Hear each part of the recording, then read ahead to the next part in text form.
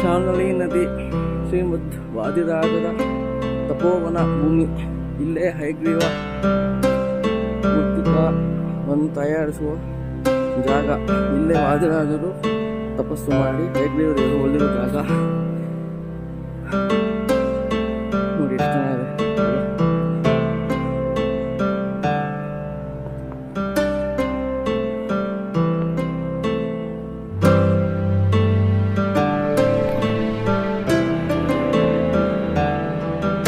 ರೀಸೆಂಟಾಗಿ ಸ್ವಾಮಿಗಳು ಬಂದು ಪೂಜೆ ಮಾಡಿದಾರಂತೆ. ಸಂಕ್ರಾಂತಿ ಆದಮೇಲೆ ಇಲ್ಲಿ ತನಕ ಪೀಠ ತಂದು ಇಲ್ಲಿ ಅಡುಗೆ ಮಾಡಿ ವನಭೋಜನ ಮಾಡಿದಾರಂತೆ. ಎಷ್ಟು ಕಷ್ಟ ಇದೆ ಇದು, ಎಕ್ಸ್ಟ್ರೀಮ್ ಹೇಳಬೇಕು ಅಂದರೆ. ದೇವರ ಸಾಧ್ಯವನ್ನು ಮಾಡ್ತಾನೆ ಅಂತ ಸಾಕ್ಷಿ ಇದೆ. ಚಿಂತೆ ಆದ ಶಕ್ತಿ ಬಂದ ದೇವನಿಗೆ ಅನಂತ ಕೋಟಿ ಪ್ರಣಾಮಗಳು.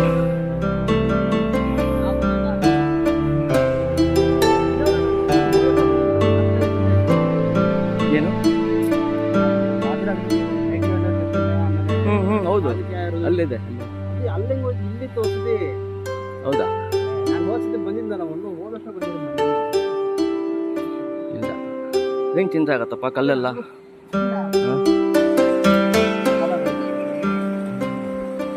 ಇದು ಮಾಡಿ